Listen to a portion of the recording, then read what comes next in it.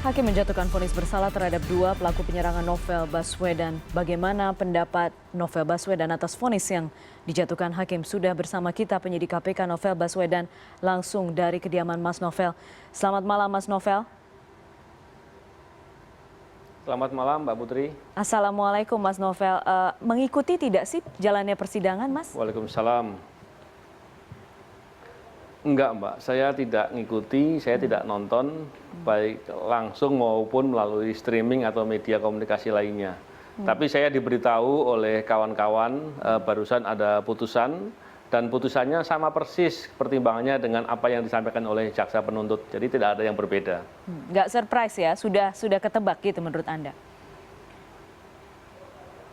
Iya, bahkan persidangan belum dimulai pun saya sudah pernah diberitahu oleh orang bahwa vonisnya tidak lebih dari 2 tahun. Saya sudah diberitahu dan ternyata terjadinya sama persis. Ketika pada saat, sebenarnya kalau misalnya sekarang membahas lagi agak kurang menarik. Tapi sebenarnya saya ingin tahu, ketika yang mengagetkan itu kan pada saat penuntutan dibacakan. Apa yang pada saat itu kemudian Mas Novel dan teman-teman tim kuasa hukum diskusikan? Ya, memang begini. Ketika dakwaan dibacakan, tentunya saya masih berpikir positif. Bisa jadi karena bukti-bukti dan hal-hal lainnya belum banyak diketahui oleh penuntut. Oleh karena itu saya berupaya untuk menyampaikan banyak hal di persidangan. Tapi ketika proses persidangan berjalan hingga sampai tuntutan disampaikan, saya memperhatikan apa poin dari tuntutan yang itu jelas jauh dari fakta-fakta yang terjadi sebenarnya, jauh dari bukti-bukti penting, bahkan bukti-bukti banyak yang tidak dipertimbangkan atau tidak diperiksa, termasuk juga tuntutan 1 tahun. Jadi saya melihat hal-hal itu justru melihat ini permasalahannya, justru saya melihat seolah-olah memang para pihak dalam persidangan justru seperti mendelegitimasi sendiri persidangannya itu sendiri. Termasuk menurut Anda ini biar ada aja sidangnya gitu? Saya meyakininya begitu karena memang saya belum bisa memahami sampai sekarang apa yang menjadi landasan bukti bahwa 2 orang itu pelakunya, kecuali hanya karena pengakuan yang bersangkutan. Saksi-saksi tidak ada yang mengatakan dengan tegas hal itu, bukti-bukti lain tidak ada. Bahkan kalau seandainya ada orang yang mengira sketsa yang dibuat Polri itu mirip dengan terdakwa, itu saya bingung ya lihatnya. Kok saya tanya dengan banyak orang, saya memang punya masalah penglihatan, tapi banyak orang yang melihat dan mereka sangat meyakini itu tidak mirip. Jadi yang menjadi landasan untuk ini adalah pelakunya apa, itu menjadi problem. Jadi bukan sekedar masalah bukan masalah besarnya putusan saja, tapi rangkaian fakta-fakta yang dirangkai itu jauh dari fakta kejadian yang sebenarnya. Begitu juga landasan untuk menghukum juga saya tidak melihat itu sebagai keyakinan. Begitu Mbak. Apakah peradilan ini menurut Anda gagal menghadirkan kebenaran dari apa yang Anda alami 3 tahun 3 bulan? Saya bukan melihat persidangan ini sekedar gagal, tapi seperti dipersiapkan untuk gagal. Bahkan saya melihat lebih jauh lagi, ketika fakta-fakta yang diberikan dalam persidangan, dan saya juga menyampaikan melalui kuasa hukum juga, dan saya pribadi juga menyampaikan kepada jaksa penuntut hal-hal yang penting untuk diperiksa dan tidak dilakukan, ini hal yang aneh gitu. Jadi saya justru menduga, ini seperti persidangan sandiwara, jadi justru aneh ya.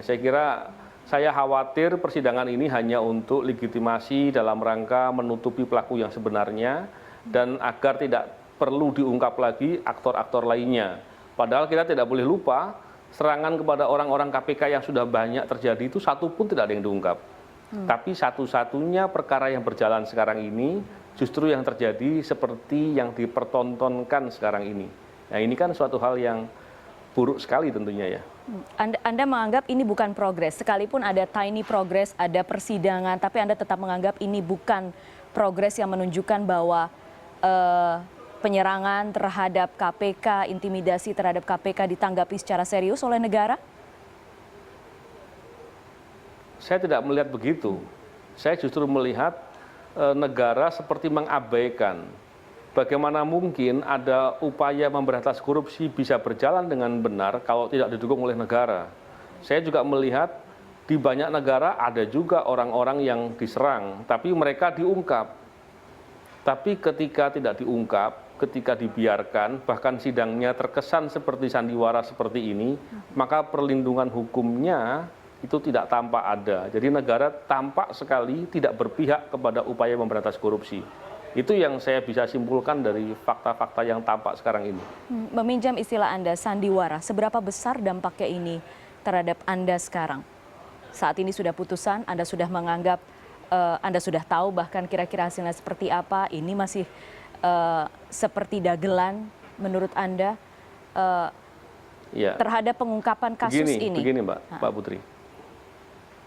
Ya, begini. Saya sejak awal katakan bahwa saya maafkan pelaku. Saya menerima apapun yang terjadi kepada diri saya. Jadi ini bukan sekedar masalah terkait pribadi saya. Tapi bisa kita bayangkan ketika ada seorang warga negara, anak bangsa, berjuang untuk kepentingan negara, melawan bandit-bandit koruptor dan oligarki yang begitu jahatnya, dan mereka kemudian bersatu padu, dan kemudian dikerjai dengan cara begitu. Apakah itu bukan suatu hal yang membahayakan?